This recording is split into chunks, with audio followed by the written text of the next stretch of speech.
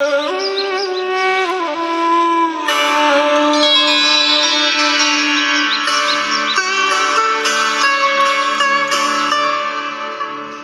ಪ್ರಿಯ ವೀಕ್ಷಕರೇ. ನಿನ್ನೆ ನಾವು ರಾಮನ ಒಂದು ಅದ್ಭುತವಾದಂಥ ಹಾಡನ್ನು ಕೇಳಿದ್ವಿ. ಅಲ್ಲಿ ನೋಡಲು ರಾಮ, ಇಲ್ಲಿ ನೋಡಲು ರಾಮ, ಎಲ್ಲೆಲ್ಲಿ ನೋಡಿದ್ರು ಶ್ರೀರಾಮ ಅಂತ. ಹಾಗೆಯೇ ಇವತ್ತು ಇನ್ನೊಂದು ಅದ್ಭುತವಾದಂಥ ದಾಸರ ಪದವನ್ನು ರಾಮನನ್ನು ಕುರಿತು ಹಾಡಿರುವಂಥದ್ದನ್ನು ಕೇಳೋಣ. ರಾಮ ನಮ್ಗೆ ಯಾಕೆ ಬಹಳ ಮುಖ್ಯ ಆಗ್ತಾನೆ ಅಂತಂದರೆ, ರಾಮ ಅಂದರೆ ಏನು ಅಂತ ಕೇಳ್ತಾನೆ ರಾವಣ. ಧರ್ಮ ಅಂದರೆ ಏನು ಅಂತ ಕೇಳ್ತಾನೆ ಮಾರೀಚನ ರಾವಣ. ಆಗ ಆ ಮಾರೀಚ ಹೇಳುವಂಥ ಮಾತು ಎಂಥ ಅದ್ಭುತವಾಗಿದೆ ನೋಡ್ರಿ. ರಾಮ ವಿಗ್ರಹವಾನ್ ಧರ್ಮ ಅಂತ ಹೇಳ್ತಾನೆ. ಅಂದರೆ ಧರ್ಮ ಅನ್ನೋದಿದ್ದರೆ ಅದಕ್ಕೆ ಇನ್ನೊಂದು ಪರ್ಯಾಯ ಪದವೇ ರಾಮ ಅಂತ. ಅಂದರೆ ಧರ್ಮನ ನೀವು ವಿವರಣೆ ಕೊಡು ಅಂತ ಹೇಳಿದ್ರೆ, ರಾಮನ ಜೀವನದ ನಡೆಯನ್ನು ನೋಡಿಬಿಟ್ರೆ ರಾಮಾಯಣ ಅಂತ ಹೇಳ್ತೀವಿ. ರಾಮನ ಅಯನ, ರಾಮ ನಡೆದಂಥ ಹಾದಿ ಅದನ್ನು ನೋಡಿಬಿಟ್ರೆ ಅದೇ ಧರ್ಮ ಅಂತ ಹೇಳ್ತಾರೆ. ಹಾಗಾಗಿ ಹಿಂದೂ ಧರ್ಮ ಅಂದರೆ ಇವತ್ತೇನಂತ ಹೇಳ್ತೀವಿ ಅಂತಂದರೆ ಎಟರ್ನಲ್ ಟ್ರೂತ್ ಅಂತ ಕರಿತೀವಿ. ಎಟರ್ನಲ್ ಟ್ರೂತ್ ಅಂದ್ರೇನು? ಸಾರ್ವಕಾಲಿಕ ಸತ್ಯ. ಇದು ಇವತ್ತಿಗೆ ಮಾತ್ರ ಸತ್ಯ ಅಲ್ಲ, ಇದು ಶತಶತಮಾನಗಳು ಈ ವಿಶ್ವ ಇರೋ ತನಕ, ನಾವು ನೀವು ಇರೋ ತನಕನೂ ಇದು ಅಳಿಯದೆ ಉಳಿಯುವಂತಹ ಒಂದು ಸತ್ಯವನ್ನು ನಾವು ಸಾರ್ವಕಾಲಿಕ ಸತ್ಯ ಅಂತೇಳಿ ಅದನ್ನು ಧರ್ಮ ಅಂತ ಹೇಳ್ತೀವಿ. ಅದಕ್ಕೆ ಇನ್ನೊಂದು ಮಾತು ಧಾರಯತೆ ಇತಿ ಧರ್ಮ ಅಂತ. ನಾವೇನನ್ನು ಧರಿಸ್ತೀವಿ ಅದೇ ಧರ್ಮ. ಹಾಗಾಗಿ ಇವತ್ತು ರಾಮನನ್ನು ನಾವು ಸಂಪೂರ್ಣವಾಗಿ ನಮ್ಮ ಮೇಲೆ ಧರಿಸಿದಾಗ, ಅಂದರೆ ರಾಮನನ್ನು ಒಂದು ರೀತಿಯಲ್ಲಿ ಆವಾಹನೆ ಮಾಡಿಕೊಂಡಾಗ ನಮಗೆ ರಾಮನ ಒಂದು ಮತ್ತು ನಮ್ಮ ಮೇಲೆ ಆವರಿಸುತ್ತೆ. ಆವಾಗ ನಮ್ಮ ದೇಹದಲ್ಲಿ ಒಂದು ರಾಮನ ಸಂಚಾರವಾಗುತ್ತಲ್ಲ, ಅವನು ನಡೆದಂಥ ಹಾದಿಯಲ್ಲಿ ನಾವು ನಡೆದರೆ ಅದೇ ನಿಜವಾದ ಧರ್ಮ. ಹಾಗಾಗಿ ಹಿಂದೂ ಧರ್ಮಕ್ಕೆ ಸುಪ್ರೀಂ ಕೋರ್ಟ್ ಕೊಟ್ಟಿರುವಂಥದ್ದು ಏನಪ್ಪ ತೀರ್ಪು ಅಂತಂದರೆ, it is A way of life. Way of life ಅಂದ್ರೇನು? ಜೀವನದ ಕ್ರಮ, ಜೀವನದ ಪದ್ಧತಿ, ಜೀವನದಲ್ಲಿ ನಡೆದಂಥ ರೀತಿ. ರಾಮ ನಡೆದಂಥ ರೀತಿಯೇ ಇಡೀ ವಿಶ್ವಕ್ಕೆ ಒಂದು ಧರ್ಮದ ಸಾಕ್ಷಾತ್ಕಾರವನ್ನು ಮಾಡಿಕೊಡುತ್ತೆ. ಹಾಗಾಗಿ ನಮಗೆ ರಾಮ ಆದರ್ಶ ಪುರುಷನಾಗ್ತಾನೆ. ಇವತ್ತಿಗೂ ನಾವು ರಾಮನನ್ನು ನೆನೆಸ್ಕೋತೀವಿ. ರಾಮನಿಗೋಸ್ಕರ ಇಷ್ಟೊಂದು ತ್ಯಾಗ ಬಲಿದಾನಗಳನ್ನು ಮಾಡೋಕ್ಕೆ ಸಿದ್ಧವಾಗ್ತದೆ ಈ ಸಮಾಜ, ಹಿಂದೂ ಸಮಾಜ ಅಂತಂದರೆ ಯಾಕೆ ಅಂದರೆ, ಅವನು ನಮ್ಮ ಮುಂದೆ ನಡೆದು ತೋರಿಸಿದಂಥ ಹಾದಿ ಇದೆಯಲ್ಲ, ಅದು ನಮಗೆಲ್ಲ ಅಷ್ಟು ಆಪ್ಯಾಯಮಾನವಾಗಿದೆ.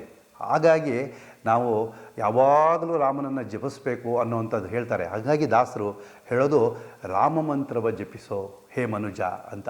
ಅಂದರೆ ಮನುಜನಾಗಿ ಹುಟ್ಟಿದ ಮೇಲೆ ಆ ಮಂತ್ರ ಈ ಮಂತ್ರ ಯಾಕೆ ನಿನಗೆ? ಒಂದೇ ಒಂದು ಸಾಕು ರಾಮ ಮಂತ್ರ, ಅದನ್ನು ಜಪಿಸಿದರೆ ಸಾಕು ಅನ್ನೋಂಥ ಮಾತುಗಳನ್ನು ಹೇಳ್ತಾರಲ್ಲ, ಅದು ಬಹಳ ಅದ್ಭುತವಾಗುತ್ತೆ. ಇನ್ನೊಂದು ಮಾತು ಏನಪ್ಪ ಅಂತಂದರೆ, ನಾವು ವಿಷ್ಣು ಸಹಸ್ರನಾಮನ ಹೇಳ್ತೀವಿ. ತುಂಬ ವಿಷ್ಣು ಸಹಸ್ರನಾಮದ 1008 ಹೆಸರುಗಳನ್ನು ಹೇಳೋದ್ರ ಜೊತೆಗೆ ಒಂದೇ ಒಂದು ಶ್ಲೋಕ ಹೇಳಿದ್ರೆ ಆ ವಿಷ್ಣು ಸಹಸ್ರನಾಮ ಹೇಳಿದ ಅಷ್ಟೂ ಫಲ ಬರುತ್ತೆ. ಅಂತಂದರೆ ಅದು ಯಾವುದಪ್ಪ ಶ್ಲೋಕ ಅಂತಂದರೆ, ಈಶ್ವರ ಪಾರ್ವತಿಗೆ ಹೇಳಿದಂಥ ಮಾತು ಎಂಥ ಅದ್ಭುತವಾಗಿದೆ ನೋಡಿ. ಶ್ರೀರಾಮ ರಾಮ ರಾಮೇತಿ ರಮೇ ರಾಮೇ ಮನೋರಮೆ ಸಹಸ್ರನಾಮ ತತ್ಯುಲ್ಯಂ ರಾಮನಾಮ ವರಾನನೆ. ಅಲ್ಲೂ ರಾಮನೇ ಇರೋದು. ಹಾಗಾಗಿ ರಾಮ ಮಂತ್ರ ಒಂದೇ ಸಾಕು. ಇದೊಂದು ಶ್ಲೋಕ ಹೇಳಿಬಿಟ್ರೆ ವಿಷ್ಣು ಸಹಸ್ರನಾಮವನ್ನು ಹೇಳಿದಂಥ ಪುಣ್ಯ ನಮಗೆ ಸಿಗ್ತದೆ. ಅಂತಹ ಶಕ್ತಿ ಇರ್ತಕ್ಕಂಥ ಒಂದು ಮಂತ್ರ ರಾಮ ಮಂತ್ರ. ಅದಕ್ಕೆ ಹೇಳ್ತಾರೆ ದಾಸರು ಒಂದು ಕಡೆ ನಿಂದಾಸ್ತುತಿಯಲ್ಲಿ, ನೀ ಯಾಕೋ ನಿನ್ನ ಹಂಗೆ ಯಾಕೋ ನಿನ್ನ ನಾಮದ ಬಲವೊಂದಿದ್ದರೆ ಸಾಕು ಅಂತ. ಹಾಗಾಗಿ ನಾವು ಇವತ್ತೊಂದು ದಿನ ರಾಮ ಮಂತ್ರವನ್ನು ಜಪಿಸೋಣ. ಆ ಒಂದು ಹಾಡನ್ನು ಹಾಡ್ತಾ ನಾವು ರಾಮನಲ್ಲಿ ತನ್ಮಯತೆಯನ್ನು, ಧನ್ಯತೆಯನ್ನು ತಂದ್ಕೊಳ್ಳುವಂಥ ಒಂದು ಪ್ರಯತ್ನ ಮಾಡೋಣ. ನಿಮಗಾಗಿ ನಮಗಾಗಿ ಈ ಹಾಡು ರಾಮ ಮಂತ್ರವ ಜಪಿಸೋ. ನಮಸ್ಕಾರ. ರಾಮ ಮಂತ್ರವ ಜಪಿಸೋ ಹೇ ಮನುಜ, ರಾಮ ಮಂತ್ರವ ಜಪಿಸೋ. ಆ ಮಂತ್ರ ಈ ಮಂತ್ರ ನೆಚ್ಚಿನಿ ಕೆಡಬೇಡ, ಮಂತ್ರ ಈ ಮಂತ್ರ ನೆಚ್ಚಿನಿ ಕೆಡಬೇಡ. ಸೋಮಶೇಖರ ತನ್ನ ಸತಿಗೆ ಬೆಳೆದ ಮಂತ್ರ ರಾಮ ಮಂತ್ರವ ಜಪಿಸೋ ಹೇ ಮನುಜ, ರಾಮ ಮಂತ್ರವ ಜಪಿಸೋ.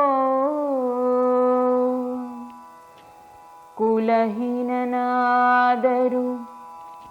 ಕೂಗಿ ಜಪಿಸುವ ಮಂತ್ರ, ಸಲೆ ಬೀದಿ ಬೀದಿಯೋಳು ನುಡಿವ ಮಂತ್ರ.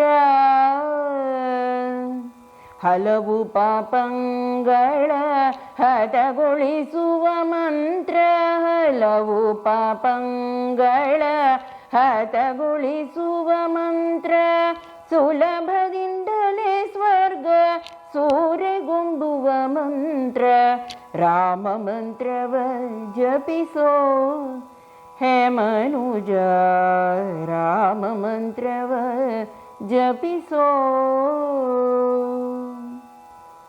ಸ್ನಾನ ಮೌನಗಳಿಗೆ ಸಾಧನದ ಮಂತ್ರ ಯಾನಿಗಳು ಮನದಿ ಧ್ಯಾನಿಪ ಮಂತ್ರ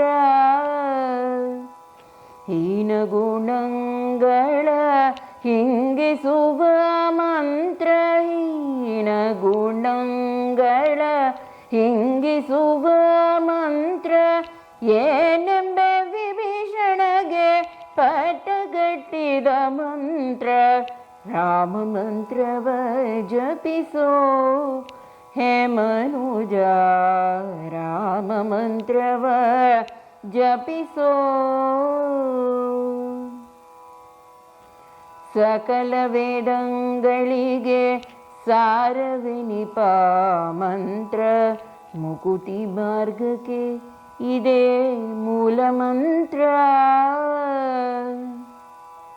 ಸಕಲ ವೇದಂಗಳಿಗೆ ಸಾರವೆನಿಪ ಮಂತ್ರ ಮುಕುತಿ ಮಾರ್ಗಕ್ಕೆ ಇದೇ ಮೂಲ ಮಂತ್ರ ಭಕುತಿ ರಸಕ್ಕೆ ಬಟ್ಟೆ ಒಮ್ಮೆ ತೋರುವ ಮಂತ್ರ ಭಕುತಿ ರಸಕ್ಕೆ ಬಟ್ಟೆ ಒಮ್ಮೆ ತೋರುವ ಮಂತ್ರ ಸುಖನಿಧಿ ಪುರಂದರ ವಿಠಲನ ಮಹಾಮಂತ್ರ ರಾಮ ಮಂತ್ರವ ಜಪಿಸೋ ಹೇ ಮನುಜ ರಾಮ ಮಂತ್ರವ ಜಪಿಸೋ ಆ ಮಂತ್ರ ಈ ಮಂತ್ರ ನೆಚ್ಚಿನಿ ಕೆಡಬೇಡ ಸೋಮಶೇಖರ ತನ್ನ ಭಾಮೆಗೆ ಪೇಳಿದ ಮಂತ್ರ ರಾಮ ಮಂತ್ರವ ಜಪಿಸೋ ಹೇ ಮನುಜ ರಾಮ ಮಂತ್ರವ ಜಪಿಸೋ